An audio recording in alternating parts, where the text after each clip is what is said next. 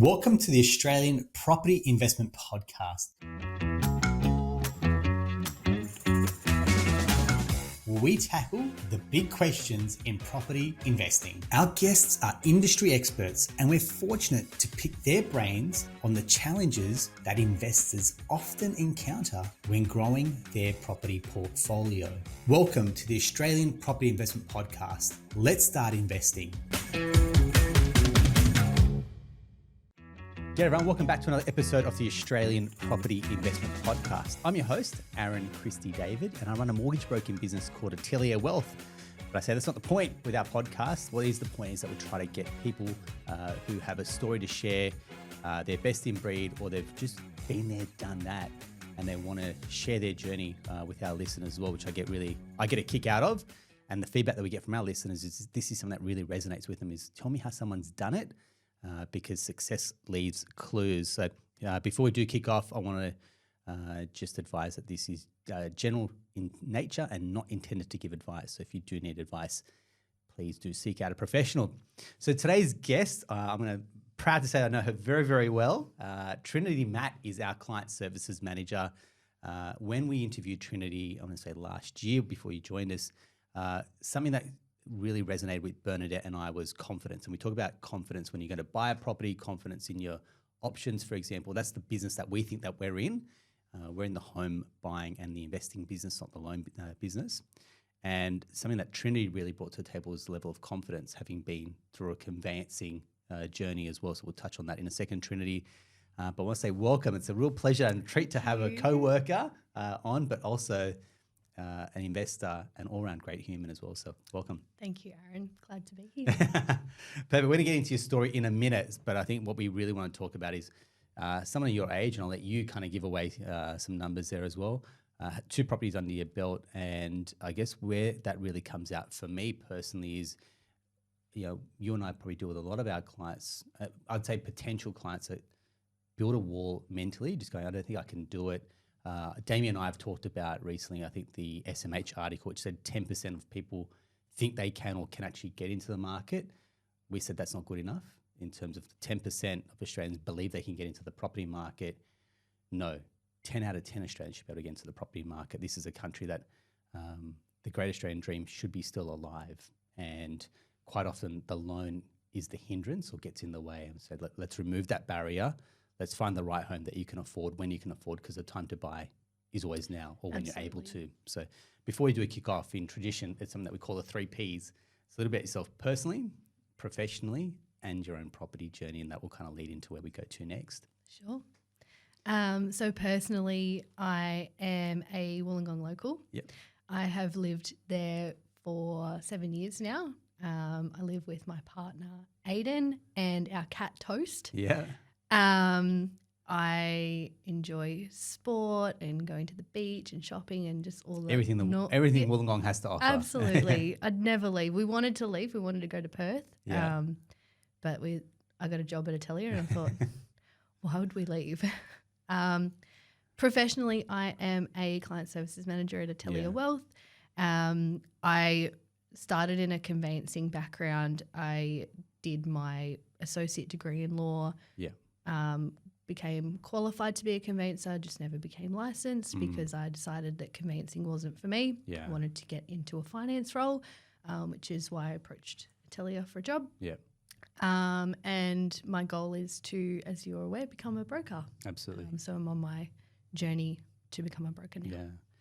And the attributes that make a great broker from my perspective, problem solving, great with people, clients, but that can-do attitude. And I feel like, not blowing any smoke, but you've got all that and more. And I feel your own personal journey and what you've achieved, that is what connects or will resonate with people that go, how did you do it? And that's ultimately the secret sauce that we want to have a chat about today. Thank you. So let's go back to kind of high school, and you've graduated high school. I'd say the traditional route at that point is probably for people to go to uni because you have studied. Yeah, and then absolutely. you've chosen to go into the workforce and then cut your teeth working and then gone on to study. So take us through a little bit about that journey. So I finished uni. I wanted to go into a business role. Finished school, wanted to go into a business role. I was looking for a traineeship. I landed a job in a law firm in Wollongong, and I did my traineeship there. And then about 3 months into that role, I was a receptionist and I moved into a paralegal role. Nice. So I started in family law, worked around a little bit in estates and wills, and then I eventually started working in property law. I really liked it. Yeah. And so that was what made me change from a associate degree to a major in conveyancing as well. So then I was approached in my third year at uni. I was approached by a conveyancing firm in Wollongong. Yeah.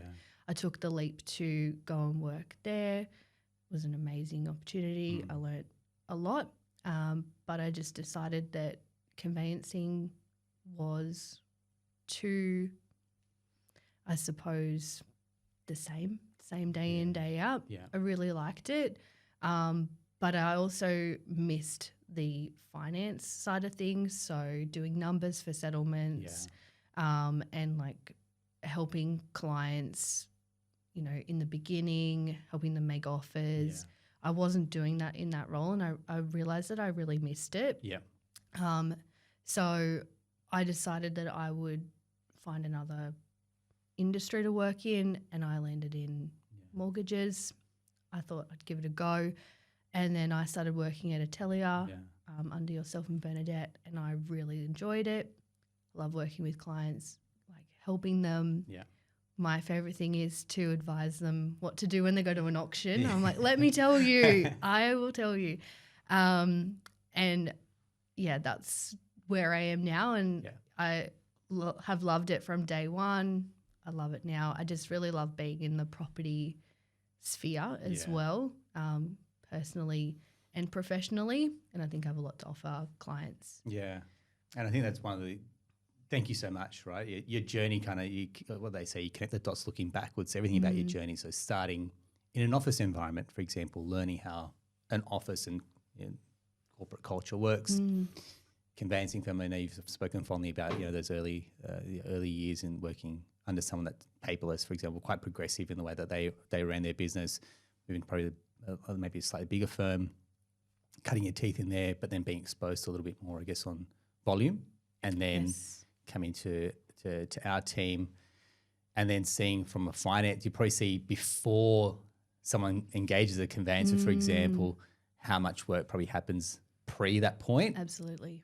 And then all the questions, and it's like, then they go, the big question is how to, go to auction or making the offer. And that's, I think we all get a kick out of that at that point going, we're here, we're at a destination, you've got your pre-approval, let's make it happen. Yeah. And I think it's the ideal sequence for us, right? Like, let's get organized. And the amount of times we'll just touch on, say, the client experience. So the ones that go very, very smoothly or more enjoyable or less stress is, I want to get organized, I've got a pre-approval, pound the pavement, find the right property, go through due diligence. The ones where it flips around, where it's, I found the property, now I need to get the loan, now I need to do my research, due diligence. That's the stressful client experience, which we're not advocates for at all. Absolutely. And I am always banging on to clients, do your due diligence, get a contract reviewed, get a pest and building report, a quality pest and building report, like, do as much research and get as much education as you can. Yeah. And it makes the world of difference. Yeah. Well said. So take me through. So I guess what we want to do is talk about your own journey. So how did someone, again, very with all due respect, at your age as a young Australian, go from no properties to 2 properties in a number of years, for example? Like, take us through that journey. Yeah. So Aiden and I, my partner, we were, I think we started saving when we were 18. So we left high school, started working full time. Aiden started his apprenticeship. I started my traineeship. And we're not talking big incomes at that stage either at 18. I remember I was earning $400 a week and I think Aiden was earning maybe $600 a week when we first started working full time. They're talking combined household income. Not a lot. Yeah. We were very fortunate. We lived at home until we moved out of home and bought our first property. Never paid any rent. So that was a massive help. So we started saving when we were 18. We started out by doing 50-50. I think we were saving like $200 a week each. Yeah. And then our incomes increased, and then we soon quickly realised that if we do this relative to Aiden's income and my income, we're going to get nowhere. So then we had a hard conversation and we said, we're in it for the long term. Yeah. Let's just save as much as possible. So we saved and saved and saved, and then we had about $30,000 sitting in our savings account. Yeah. In that time as well, we paid off Aiden's car loan. Nice. He had a sizable car loan that we paid off. And then it was December 2020. So I don't know if you remember, but there was the home builder grants were floating around.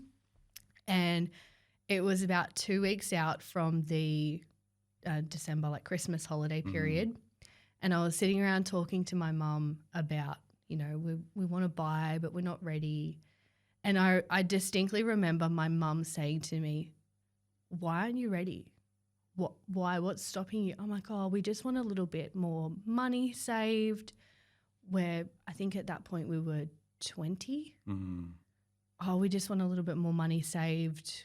Mum's like, you've got a $25,000 home builder grant, cash in the bank. You've got first home buyer stamp duty concessions. Yep. At that point as well, you could get a $10,000 grant if you bought a property under $600,000. And because I was working in conveyancing, I knew all of this. This was my job to know this. And it was like a light bulb moment. It was like, Mum's right. We could buy off the plan, put down a 5% deposit for $30,000 on a $600,000 property. And so we did. Nice. Monday morning, I was on realestate.com. I was calling agents. What have you got off the plan? Found a property. I signed our contract on the 23rd of December. Wow. And we got all the grants. Yep. And it was a turning point for us. It was like, why didn't we do this sooner? And if we had have known a little bit earlier, we probably could have got a better quality property or a little bit more choice. Yeah. But we're happy with the property we got. How good's that? That's I think that's an underrated part about buying. It's the happiness or the contentment that comes with it. Going, we could have done it this way.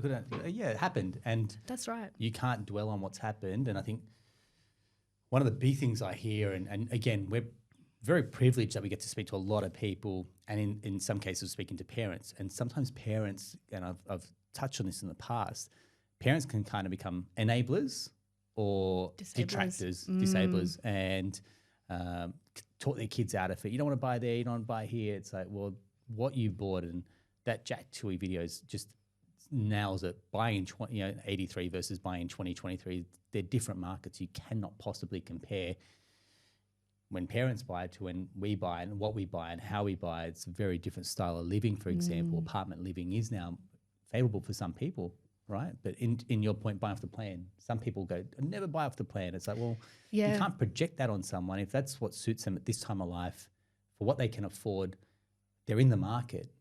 And there's some risk buying off the plan. You just have to know those risks before you go in, eyes wide open. Absolutely. And that was the risk that we ran. Yeah. And we did something. And you know that working in a conveyancing office off the plan, like that's where it's the pointy end. And I think it was like me working in the conveyancing office and doing the research, like listening to podcasts and reading books, that gave me the confidence to go, you know what, let's just pull the trigger. Nice. Otherwise we'll be waiting for ages. Yeah.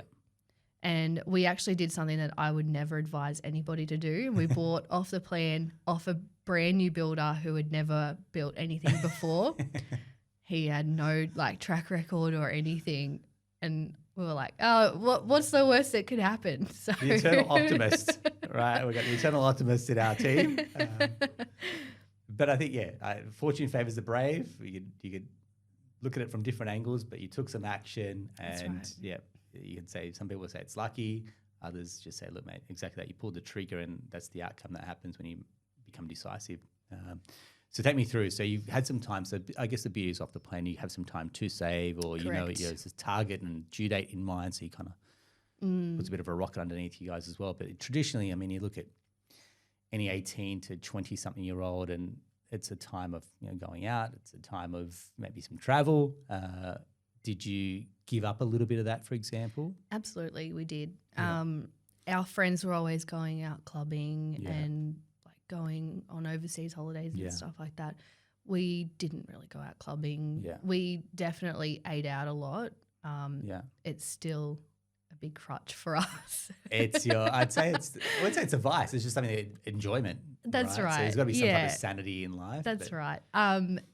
And Aiden and I still haven't gone overseas. It Yeah. is a goal of ours, Yeah. but Which is a we big thing. I mean, for Yeah. us as Australians, like the badge of honour is being able to go absolutely. overseas pretty regularly, but it takes a lot to concede or admit that, look, hey, man, we've had to forego an overseas holiday. I mean, you still take pretty regular breaks from our perspective. It's like, you're shorter trips, for example, That's right. but a bit more regular as That's opposed to a big overseas holiday.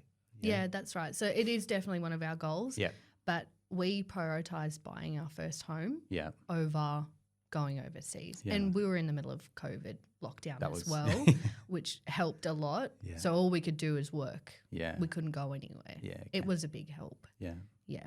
But But- the biggest thing for us buying off the plan was we wanted to put down a 10% deposit. Mhm. Neither of us wanted to get a guarantor. Okay. Yeah. That was our biggest thing.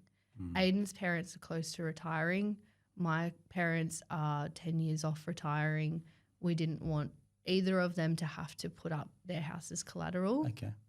So that's another reason why we bought off the plan, so that we had that time to save the other 5% deposit. Again, it's different strokes for different folks, but I mean, we look at the bank of mum and dad, whether it's guarantors or cash, GIFT's the 5th biggest bank in Australia, right? So there's a time and a place for the bank of mum and dad, and some Absolutely. people have that. Some people have that ability, or some people have parents that are saying, "Look, we want to help out." And it And is then- such a good tool. Yeah, Absolutely it is. But personally, we just didn't want to go Yeah. down that path. no, it's fair enough. I respect that, and that's, I mean, even in my own conversations with clients, I say, look, you don't have the deposit, but you've got good borrowing capacity. Is a guarantor loan an option? It's like, absolutely not. We want to do it ourselves. I'm like, I think Yeah. I won't say it's an ego or a pride thing. It's just like, I think personal satisfaction. Going, look, our parents have done a fair bit for us. We want to stand on our Yeah. own 2 feet. And it's, at a young age, it's pretty admirable as well that you had that attitude. I think that was a big hindrance for us as well, is Yeah. that both Aiden and I were very proud. We're like, no, we don't need help. But I feel like if we accepted a little bit more help, we might be a little bit more better off. But Yeah. we'll, That's all right. I think sometimes when you do it yourself, there's personal satisfaction. You almost Absolutely. appreciate it a little bit more. It's like when Absolutely. your parents buy you a car versus when you save for it. yeah. Big difference in how you treat that Absolutely. car as an example as well. So take me through. So you've got the property number 1 under your belt, lived in it for a while and get Yep. the grants, and then I know that you moved out. So take us through that decision to then move out to then look at your next acquisition as Yeah. well. So we lived in it for 11 months Yeah. to satisfy the first home buyer conditions. Mm. We always wanted to turn it into an investment property, Yeah. and we wanted to move out of Albion Park, Okay. which is where our property is, Yep. and where both of our parents are as Yeah. well. So the plan was to move to Perth, as I said earlier. Yeah. We were out of there. We were like, no. Aiden had lived in Albion Park his whole life. Right. I've moved around with my parents my whole life. So Yeah. it was a combination of Aiden's been in one place. I'm used to moving around. Mm. So I was getting a little bit, I suppose, feeling a little bit tied down by being in one place for so long. Yeah. So we were like, Perth. Never been there in our lives. We were moving there. Like, we met with our financial advisor and we told her we were moving to Perth. That was it. She's like, okay, good luck. And then Aiden got cold feet and I couldn't find any jobs here in the Illawarra for like entry-level roles for mortgage broking. Yeah. Couldn't find any in Perth. We even looked at Canberra, couldn't find Yeah, any right. in Canberra. And then there was 2 jobs that came up. One was with Atelier and one was with another mortgage broking role. Yeah. Didn't get the other mortgage broking role, obviously. But then Atelier offered me the job. So I said to Aiden, I said, if I get this job with Atelier, we'll stay. Yeah. Okay. And then I got the job. It's all sliding We decided doors to stuff, stay. isn't it? And at that point, I was like, well, if I'm going to be working in Thurrool, which is where our office is, I don't want to live in Albion Park anymore. Let's move to another suburb in the Illawarra. Yes. So we started looking, and as you know, the first week that I worked at Atelier, we got keys for our house in Farnborough Heights for our rental property.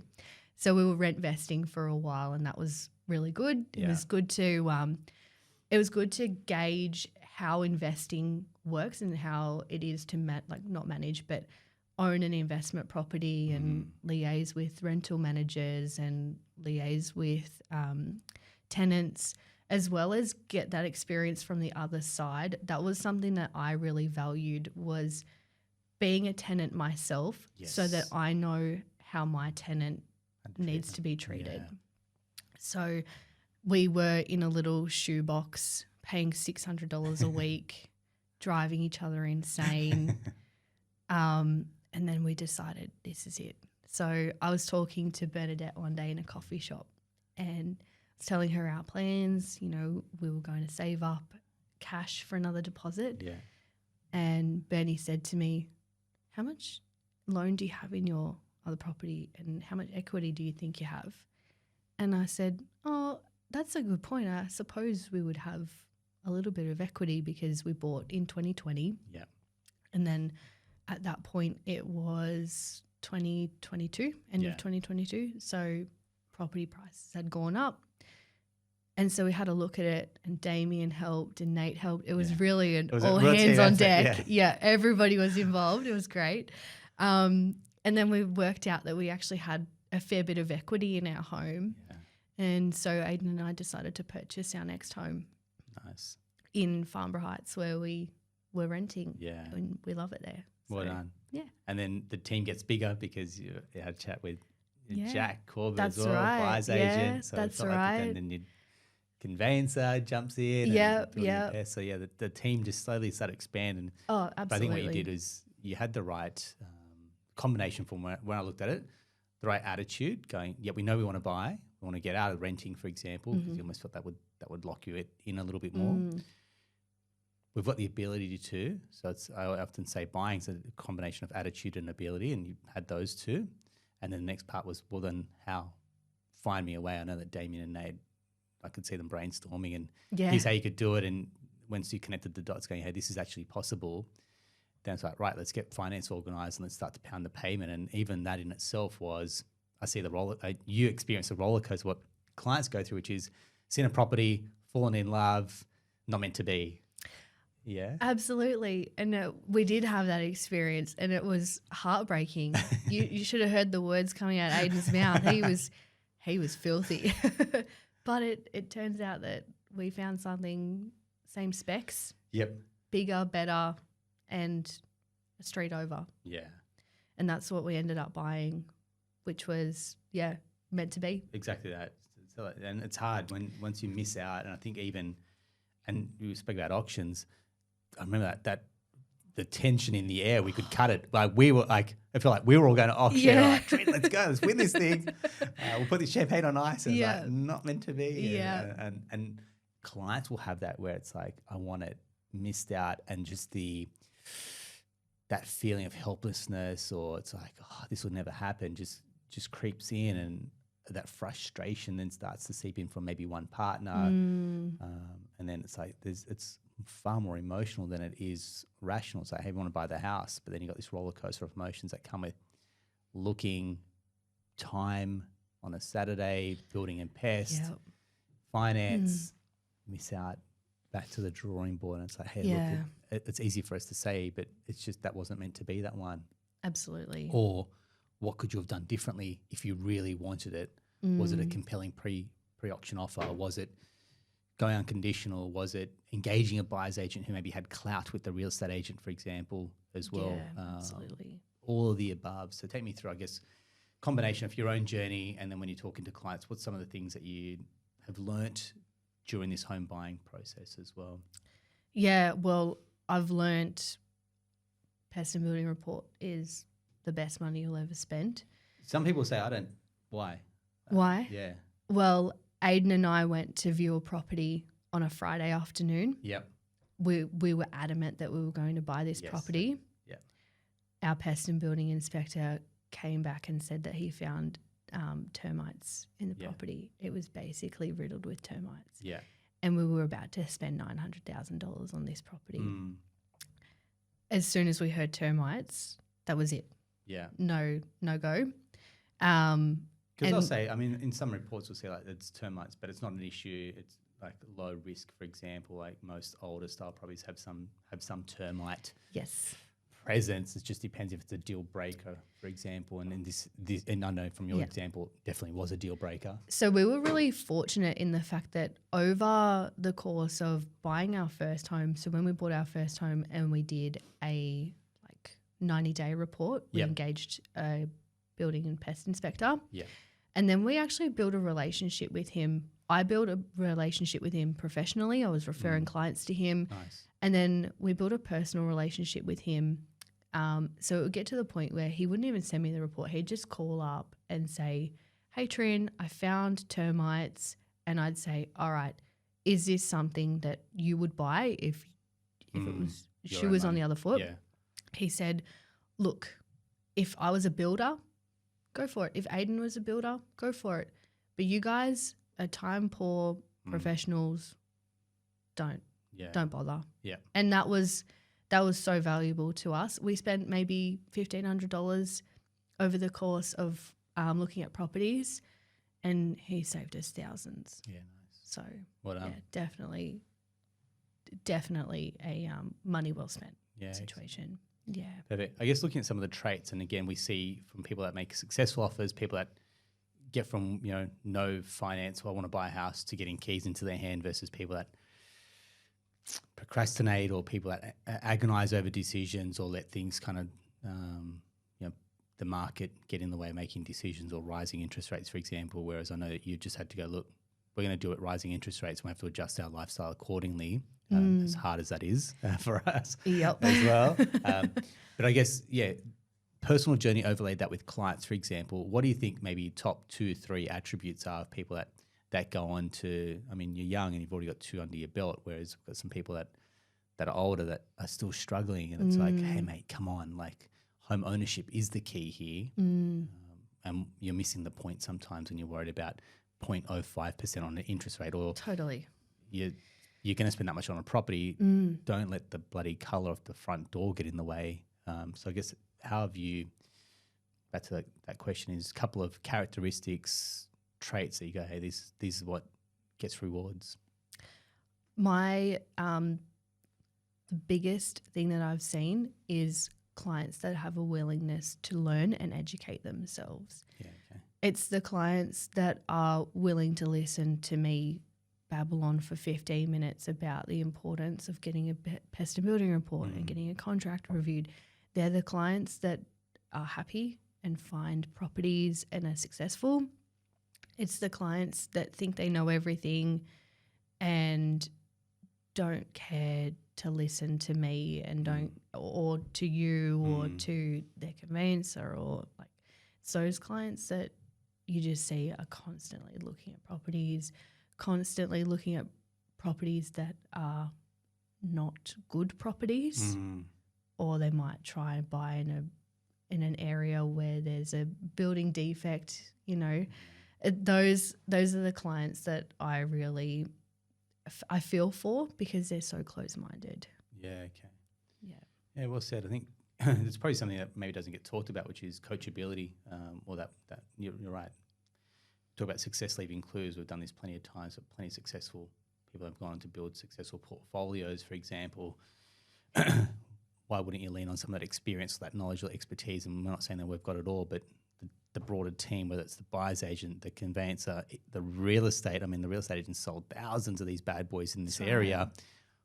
They're not going to flog a bad property. If they do, they usually disclose that, it may have some issues or it needs some work. And that's maybe the opportunity to seize on as well. But I think the frustration we see is people get buyer fatigue.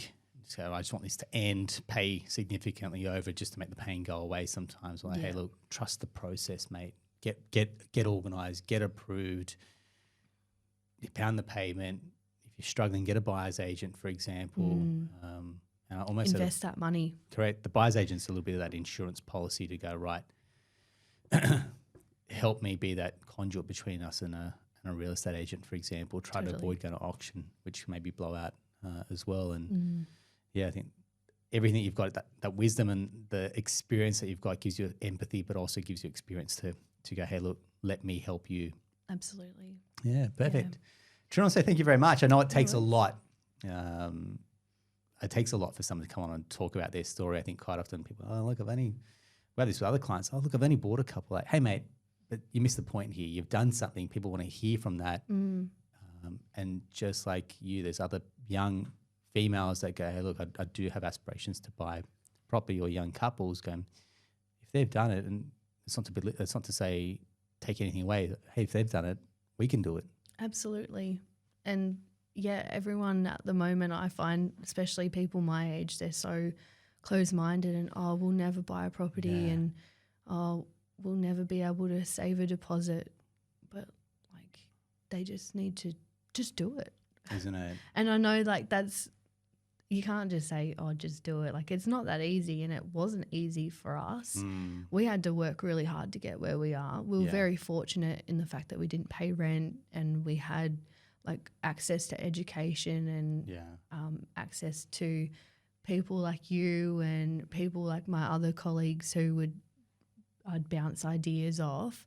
But I just encourage people, just reach out to a broker and just ask the questions. Reach out to a conveyancer, a buyer's agent, real estate agent, like you said. Just ask the questions and see if you're really passionate about buying your first home or buying an investment property. All you have to do is ask the questions and get that underway. Yeah. And don't take no for an answer. If someone says, many times people gone to a bank or maybe another broker, we're not perfect, but we're like, hey, look, there are options. You may not love them, but these are your options, for example. That's right. And don't take no for an answer. Absolutely. Where do I need to start to get to where I want to be? Love it. Yeah. Beautiful. That's a great way to wrap up.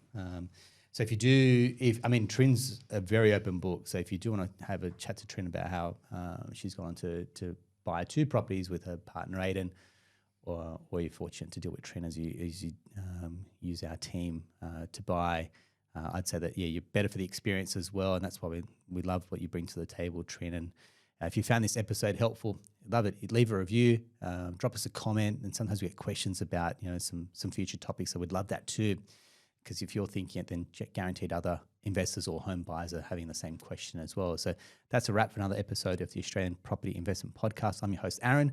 Until next time, take care.